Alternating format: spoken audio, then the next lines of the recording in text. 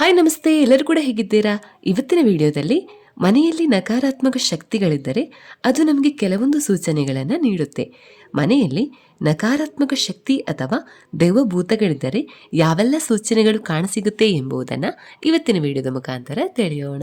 ಮನೆಯ ವಾತಾವರಣ ಅಥವಾ ನಾವು ವಾಸಿಸೋ ಮನೆಯಲ್ಲಿ ಸಕಾರಾತ್ಮಕತೆ ಇದ್ದರೆ ಅಥವಾ ಧನಾತ್ಮಕತೆ ಇದ್ದರೆ ಯಾವಾಗಲೂ ಅಂತಹ ಮನೆಗಳಲ್ಲಿ ಸಂತೋಷ, ಸಮೃದ್ಧಿ ಮತ್ತು ಸುಖ ನೆಲೆಸಿರುತ್ತೆ. ಆ ಮನೆಯಲ್ಲಿ ವಾಸಿಸುವ ಜನರ ಜೀವನದಲ್ಲಿ ಅಭಿವೃದ್ಧಿ ಹೊಂದುತ್ತಲೇ ಇರುತ್ತಾರೆ. ಇನ್ನು ಅದೇ ಮನೆಯಲ್ಲಿ ನಕಾರಾತ್ಮಕತೆ ಅಥವಾ ನಕಾರಾತ್ಮಕ ಶಕ್ತಿ ಇದ್ದರೆ ಆ ಮನೆಯಲ್ಲಿ ವಾಸಿಸುವ ಜನರು ಪ್ರತಿದಿನವೂ ಒಂದರ ಮೇಲೊಂದು ಸಂಕಷ್ಟದ ಸುಲಿಯಲ್ಲಿ ಸಿಲುಕಿಕೊಂಡೇ ಇರುತ್ತಾರೆ. ಸಮಸ್ಯೆಗಳು ಅವರ ಅಭಿವೃದ್ಧಿಗೆ ಮಾರಕವಾಗಿ ಇರುತ್ತೆ. ಅವರು ಎಷ್ಟೇ ಪ್ರಯತ್ನಿಸಿದರೂ ಏನನ್ನೂ ಸಾಧಿಸಲು ಸಾಧ್ಯವಾಗುವುದಿಲ್ಲ.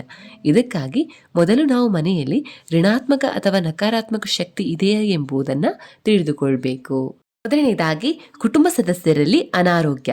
ಕುಟುಂಬದ ಸದಸ್ಯರು ಅನಾರೋಗ್ಯದಿಂದ ಬಳಲುತ್ತಿರುವ ಅಥವಾ ಸದಸ್ಯರು ಇದ್ದಕ್ಕಿದ್ದಂತೆ ಅನಾರೋಗ್ಯಕ್ಕೆ ಒಳಗಾದ ಮನೆಯಲ್ಲಿ ನಕಾರಾತ್ಮಕ ಶಕ್ತಿಗಳು ಇರುತ್ತವೆ.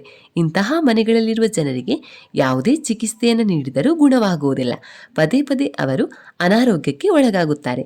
ಒಬ್ಬರಂತೆ ಒಬ್ಬರ ಆರೋಗ್ಯದ ಸ್ಥಿತಿ ಹದಗೆಡುತ್ತಲೇ ಬರುತ್ತೆ. 2. ಇಂತಹ ಭಾವನೆಗಳು. ಮನೆಯಲ್ಲಿ ವಾಸವಾಗಿರುವ ಸದಸ್ಯರನ್ನು ಹೊರತುಪಡಿಸಿ ಇನ್ನು ಯಾರೋ ಇದ್ದಾರೆ ಎನ್ನುವ ಭಾವನೆ ನಿಮ್ಮಲ್ಲಿ ಮೂಡುತ್ತೆ. ವಿಶೇಷವಾಗಿ ರಾತ್ರಿಯಲ್ಲಿ ಯಾರಾದರೂ ನಿಮ್ಮನ್ನು ರಹಸ್ಯವಾಗಿ ನೋಡುತ್ತಿದ್ದಾರೆ ಅಥವಾ ಯಾರದ್ದೋ ನೆರಳು ನಿಮಗೆ ಗೋಚರಿಸಬಹುದು. ಕೆಲವು ಅಜ್ಞಾತ ಚಲನೆಯನ್ನು ಅನುಭವಿಸುತ್ತೀರಾ.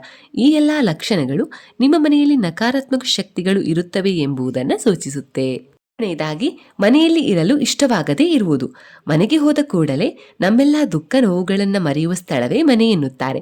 ಒಬ್ಬ ವ್ಯಕ್ತಿಯು ಶಾಂತಿಯುತವಾಗಿ ವಾಸಿಸುವ ಏಕೈಕ ಸ್ಥಳವೆಂದರೆ ಮನೆ.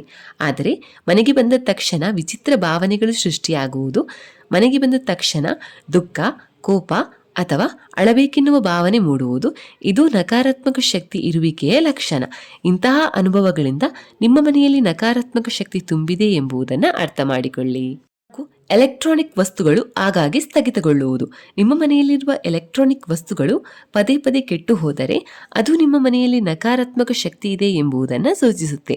ಅನೇಕ ಎಲೆಕ್ಟ್ರಾನಿಕ್ ವಸ್ತುಗಳು ಇದ್ದಕ್ಕಿದ್ದಂತೆ ಕೆಟ್ಟು ಹೋದರೆ ಅದು ಒಳ್ಳೆಯ ಲಕ್ಷಣವಲ್ಲ.